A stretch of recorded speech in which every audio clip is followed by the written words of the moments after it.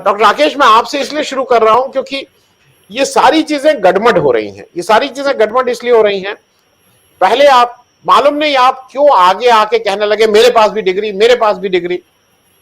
फिर आप कहने लगे कि वो डिग्री नहीं दिखाएंगे, वो डिग्री नहीं दिखाएंगे। एक कहीं से पुराना गाना निकल आया है, वो मुझे नहीं पता था इस तरह का गाना है। वो एक महिला, और वो बहुत पुराना, शायद 40 का है, सन 40-50 का है। वो गाना खूब घूम रहा है जिसमें वो कह रही है अपने हस्बैंड से कि भाई डिग्री दिखाओ, और अगर डिग्री दिखाओगे तभी शादी करूंगे। वो डिग्री दिखाता कहती है ये नकली डिग्री है। वो इस तरह का भी हंसी मजाक चल रहा है इस समय। मैं शुरुआत इसलिए कर रहा हूं कि जब ये डिग्री की बात हुई तो उसको कवर करने के लिए शायद जो आपने, जिसके लिए एक आप तो उसमें आगे बढ़ गए हैं, मनोज सिन्हा साहब ने आके ग्वालियर में जिस तरह से महात्मा गांधी की बेइज्जती ही नहीं की, उनकी डिग्री को भी उन्होंने प्रश्न चिन्ह लगाए, और आपने उसके लिए एक लीगल नोटिस भेजा हुआ है। ये सारी चीजों को लेके अब हम लोग मुख्य रूप से आ रहे हैं कि हमारे प्रधानमंत्री जी को ऐसी क्या दिक्कत है कि वो इस तरह की भाषा पे उतर आते हैं, और बहुत फ्रीक्वेंटली उतर आते हैं। अब तो करीब करीब रोज ही उतर आ रहे हैं। तो अभी ऐसा क्या हुआ कि हमारे मोदी जी को सुपारी और किसकी किसकी बात करते हैं? डॉक्टर राकेश जी जी, मुझे ऐसा लगता है कि जब से अडानी का मामला सामने आया है तब से माननीय प्रधानमंत्री जी थोड़ा ज्यादा विचलित हैं। यद्यपि उनकी भाषा, उनकी बोली, उनके मुहावरे हमेशा ही ऐसे रहे जो प्रधानमंत्री पद की गरिमा के अनुकूल नहीं रहे।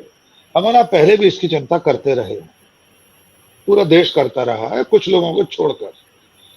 क्योंकि नरेंद्र मोदी सिर्फ नरेंद्र मोदी नहीं है, वे भारतीय जनता पार्टी के कार्यकर्ता या नेता या संघ के प्रचारक नहीं है, वे देश के प्रधानमंत्री हैं।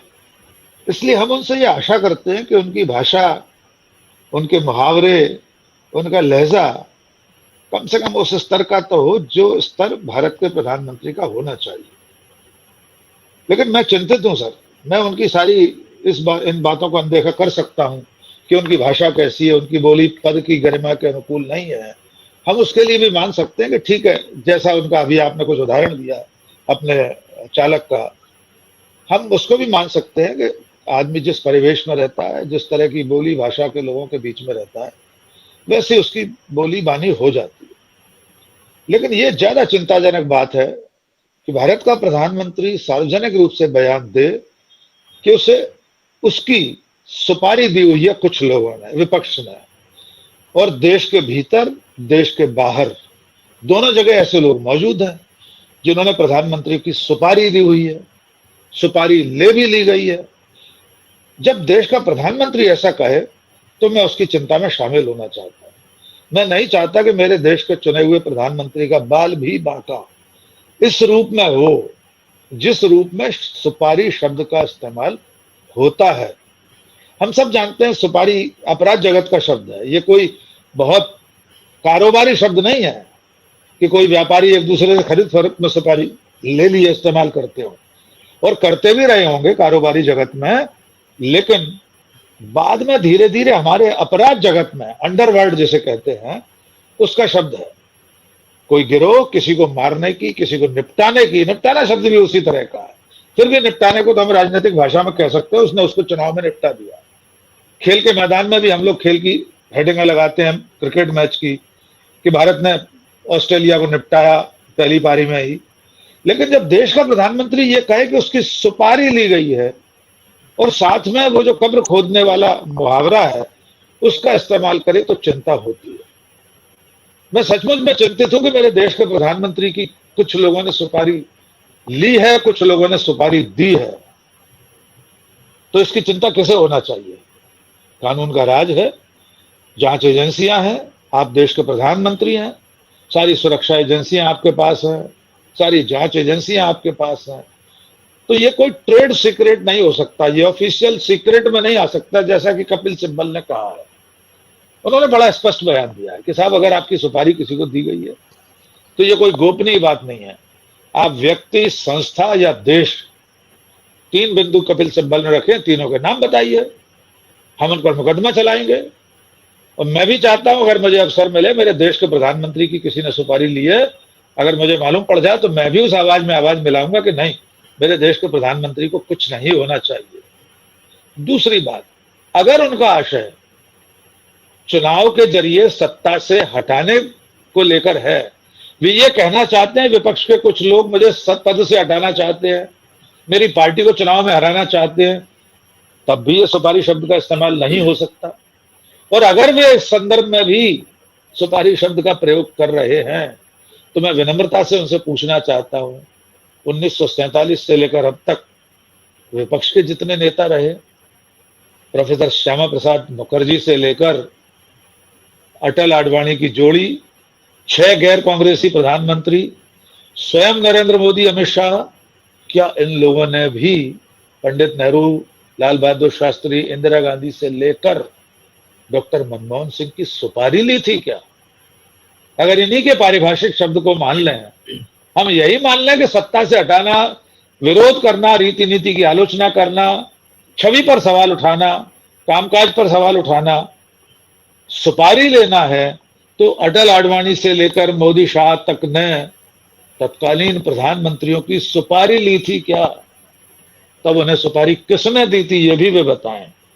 कितना अच्छा हो कि ऐसी भाषा का इस्तेमाल प्रधानमंत्री भी न करें और विपक्ष की तरफ से भी ना आए। मैं फिर दोहराना चाहता हूं, आपके प्रश्न का जो मूल भाव था, ऐसा क्यों हो रहा है? ऐसा इसलिए हो रहा है कि मुझे ऐसा लगता है कि प्रधानमंत्री नरेंद्र मोदी और उनकी सरकार गौतम अडानी के मसले पर हिंडनबर्ग की रिपोर्ट के बाद से लगातार फंसते चले जा रहे हैं। इसलिए गलती पे गलतियां कर रहे हैं।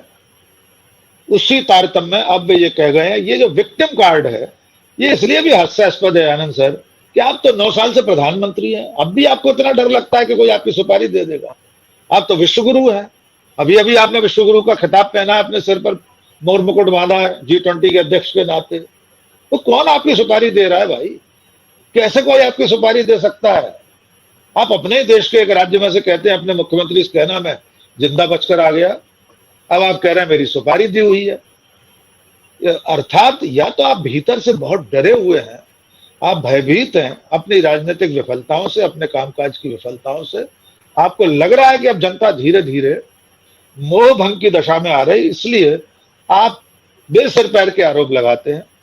इसके बावजूद अंत में मैं ये कहना चाहता हूं, अगर उनका आरोप सही है तो फौरन से पेशतर केंद्रीय गृह मंत्रालय को इसकी जांच बिठानी चाहिए। किसने छवि ली है? विदेशी ताकतें हैं तो उनके खिलाफ भी इंटरपोल से अपील करिए, इंटरपोल को लिखिए चिट्ठी कि भारत के प्रधानमंत्री की सुपारी ली है विदेशी ताकतों ने। किसने ली है? जॉय बिडेन ने ली है सुपारी, चेचन्या के राष्ट्रपति प्रधानमंत्री ने ली है, चीन के प्रधानमंत्री ने सुपारी ली है। कौन है सुपारीबाज जो हमारे देश के प्रधानमंत्री की सुपारी लिए हुए है दिल्ली से लेकर दुनिया की राजधानियों तक? तो उसके खिलाफ कार्रवाई कीजिए। अमित शाह के माथे इतनी एजेंसियां, उन्हें लगा दें प्रधानमंत्री, एक लाइन का निर्देश दें, जिन लोगों ने प्रधानमंत्री की सुपारी ली उनका पता लगाया जाए और उनको तिहाड़ भेजा जाए। ऐसा मेरा मानना है जी। हाँ डॉक्टर राकेश, एक चीज और जरा आप समझाइए, ये जो जितना जितना हो कुछ रहा है, ये 2 चीजें समझ में आ रही हैं। एक तो राहुल गांधी को जिस तरह से डिमीन करने या वो करने के बाद थी, वो दांव उल्टा पड़ गया, या ये बीच में अडानी जी का इशू आ गया, हिंडनबर्ग ने उसको कहीं से एक क्रेडेंस दे दी, उसको क्रेडिबिलिटी दे दी। इन दोनों में से ज्यादा मामला कौन इंपॉर्टेंट है कि राहुल गांधी भारत जोड़ो यात्रा कर लिए, उनका इमेज ठीक होने लगी, इधर ये दोनों में से आपको क्या लगता है किस वजह से ज्यादा गुस्से में हैं, या ज्यादा हम लोग के हिसाब से गलतियां कर रहे हैं, वो तो अपने हिसाब से ज्यादा ठीक काम कर रहे हैं? दोनों में से ज्यादा इंपॉर्टेंट क्या है, राहुल गांधी का एज अ लीडर एस्टैब्लिश होना या अडानी जी के जो भी उन्होंने किया है उसका उजागर होना? ज्यादा इंपॉर्टेंट दोनों में से कौन सा विषय ये अभी स्पष्ट रेखांकित नहीं किया जा सकता, लेकिन फिर भी मुझे ऐसा लगता है कि राहुल गांधी के प्रति वे बहुत ज्यादा चिंतित नहीं है। उन्हें लगता है कि उन्होंने जो राहुल गांधी की छवि की हत्या के लिए, कायदे से तो राहुल गांधी की छवि को नष्ट करने की सुपारी दी गई थी, देखा जाए तो पिछले 10-15 सालों में हजारों करोड़ रुपए खर्च करके, ऐसा राहुल गांधी आरोप लगाते हैं। और हम सब लोग भी जानते हैं कि जो ट्रोल आर्मी ने, व्हाट्सएप यूनिवर्सिटी ने जिस तरह से उनकी चरित्र हत्या की है, वो एक सोचा समझा षड्यंत्र था। तो राहुल गांधी के प्रति तो वे बहुत ज्यादा आशंकित नहीं है। उन्हें तो ऐसा लगता है कि अगर विपक्ष के नेता के रूप में राहुल गांधी स्थापित हो जाते हैं तो लड़ाई उनके लिए आसान होगी, ऐसा वे मानते हैं। क्योंकि उन्हें लगता है कि नरेंद्र मोदी के सामने राहुल गांधी कुछ नहीं है। नरेंद्र मोदी तो अवतारी पुरुष हैं, विश्व गुरु हैं, युगावतार हैं, तमाम सारी उनके साथ उपलब्धियां जुड़ी हुई हैं। उस मुकाबले में राहुल गांधी को वे कमतर आंकते हैं। बाकी जनता फैसला करेगी किसे वो बेहतर मानती है। जहां तक प्रश्न अडानी वाले मुद्दे का है, वो मुझे लगता है भारतीय जनता पार्टी को ज्यादा चिंतित किए हुए है, क्योंकि धीरे धीरे बहुसंख्यक समाज को, देश की बड़ी आबादी को ये तो लगने ही लगा है कि दाल में कुछ तो काला है। मान लीजिए कांग्रेस करी पूरी दाल काली है, जनता ये न भी माने, लेकिन जो आम निवेशक है, जो छोटा निवेश करता है, उसको भी ये तो लगने लगा है कि अडानी के मामले में सब कुछ पाक साफ नहीं है। और ये ऐसा मुद्दा है आनंद जी जो सीधे आम जनता तक जा रहा है। इससे पहले के जितने विषय थे, मान लीजिए पेगासस का विषय था, पेगासस से आम आदमी को कोई बहुत ज्यादा फर्क पड़ने वाला नहीं था।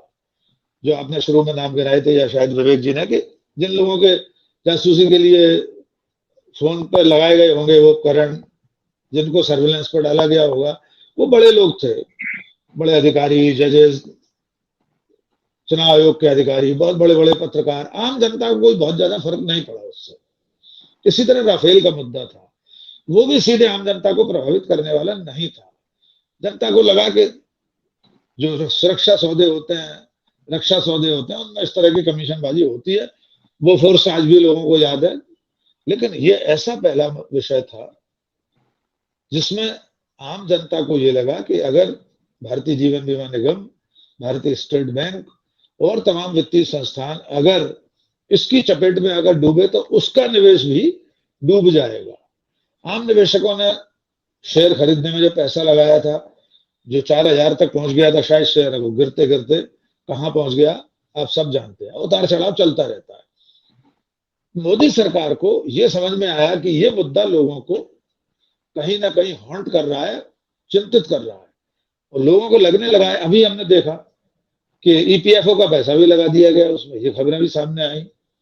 लगातार हिंडनबर्ग की रिपोर्ट पर सरकार जवाबदेही से बच रही है, संसद में जेपीसी नहीं बना रही है, कोई ये नहीं कहता कि इसकी जांच कराई जाएगी। तो आम जनता की नजर में मुझे लगता है राहुल गांधी के नेता बनने से ज्यादा भारतीय जनता पार्टी और नरेंद्र मोदी की चिंता का विषय अडानी का मुद्दा है। उन्हें लग रहा है कि सचमुच में अगर अडानी तबाह हो गया तो जनता बहुत बड़ी संख्या में प्रभावित होगी।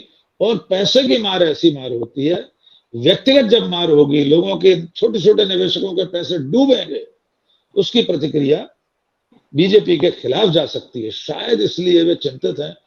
इसी कारण से मोर्चे को बदलने के लिए, माइंड डाइवर्ट करने के लिए लोगों के अलग अलग विषय लाए जाते हैं। कभी कहा जाता है हमारी कब्र खोदी जा रही है, कभी सुपारी दी जा रही है। हम सुपारी की साथ हर तरह से व्याख्या कर चुके, ब्रजेश जी ने भी बता दिया। लेकिन ब्रजेश जी, माननीय नरेंद्र मोदी जी का आशय सीधे सीधे सुपारी देने से वही वाला है जो हम फिल्मों में देखते हैं, या जो अंडरवर्ल्ड की भाषा में और बोली में इस्तेमाल होता है, या हम लोगों ने क्राइम रिपोर्टिंग में जब खबरें लिखी हैं कि फलाने ने सुपारी देकर उसकी हत्या करा दी, और आज भी होती है सुपारी हत्याएं, तो आज भी हमारे देश में होती है। ये जो लॉरेंस बिश्नोई और इतने बड़े बड़े गैंगस्टर तिहाड़ से और बड़ी बड़ी जेलों से सुपारी देकर हत्या करवा देते हैं, सुपारी ले रहे हैं जेलों में बैठकर। तो मानने का जो आशय था सुपारी से, वो वही वाला था जो अपराध जगत का शब्द है। तो ये ध्यान बटाने की कोशिश है आनंद जी। मुझे लगता है इसमें वे बहुत ज्यादा कामयाब होंगे नहीं। मैं फिर यही पूछना चाहता हूं कि अगर आपकी छवि पर विपक्ष कोई सवाल करता है, आपकी छवि को धूमिल करने की कोशिश की जाती है, तो वो लोकतांत्रिक तरीका है। जब बोफोर्स का आरोप राजीव गांधी पर लगा था, उनकी छवि को नष्ट करने का प्रयास था। पर राजनीति में आरोप लगाना, छवि खराब करना एक सामान्य प्रक्रिया है। आपका बस चले तो आपने खराब की राहुल गांधी की छवि। अब अगर विपक्ष को ऐसा लग रहा है कि वो आरोप लगाकर आपकी छवि खराब कर रहे हैं, तो उसे सुपारी की परिभाषा में सीमित करना प्रधानमंत्री के स्तर की भाषा के अनुरूप नहीं है आनंद जी। ठीक है।